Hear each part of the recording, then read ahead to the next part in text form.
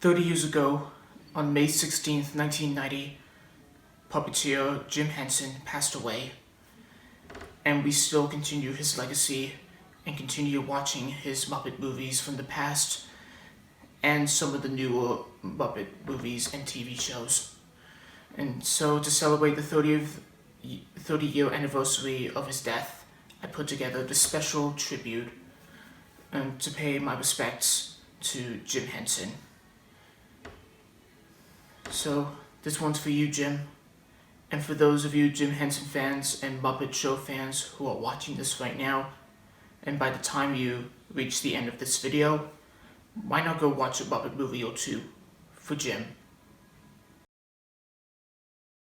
A lot of people worry if they see the performer in the same shot with a puppet character. It's been my experience that the character himself is really what's interesting. That if I'm sitting here working Kermit, which I've done on the Carson show and things like that, that people don't really pay attention to me. You know, I'm not a ventriloquist, and I don't try to hide the fact that my lips move.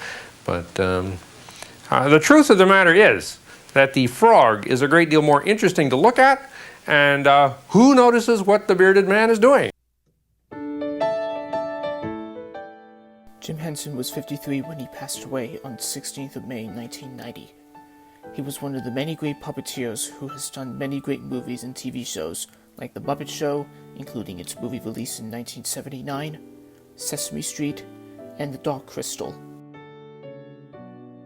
Henson was born on September 24, 1936, in Greenville, Mississippi, and he had spent much of his 2 decades working on commercials, talk shows, and children's projects before realizing his dream of the Muppets as entertainment for everybody. And so he started shooting The Muppet Show from 1976 to 1981, which featured a selection of many celebrities, and he voiced many of his Muppet characters like Kermit the Frog, Ralph the Dog, Dr. Teeth, and Swedish Chef, just to name a few. At least you're in the scene so you know what it is. Have you seen the scene? Even when you know what it is, you don't know what it is.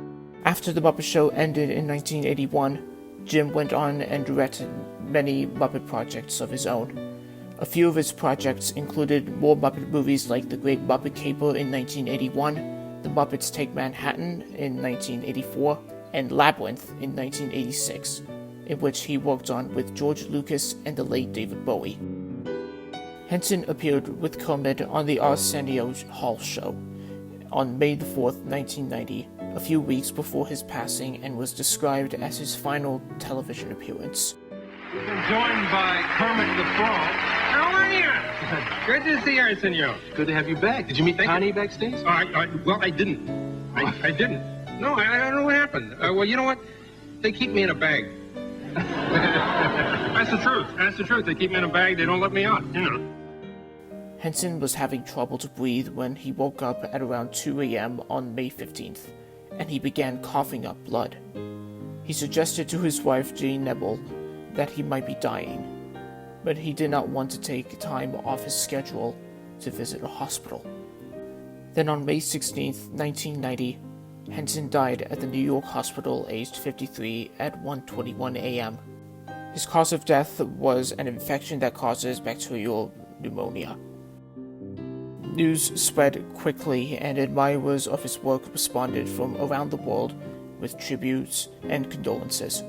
Many of Henson's co-stars and directors from Sesame Street, The Muppets, and other works also shared their thoughts on his death.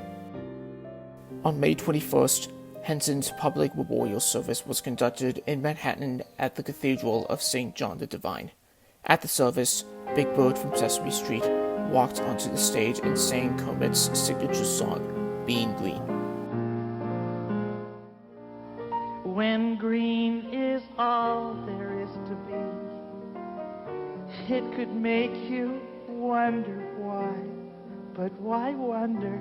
Why wonder? I am green, and it'll do fine.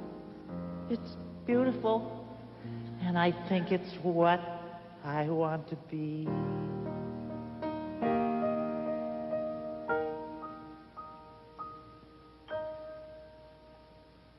Thank you, Kermit. The funeral was described by Life magazine as an epic and almost unbearable moving event.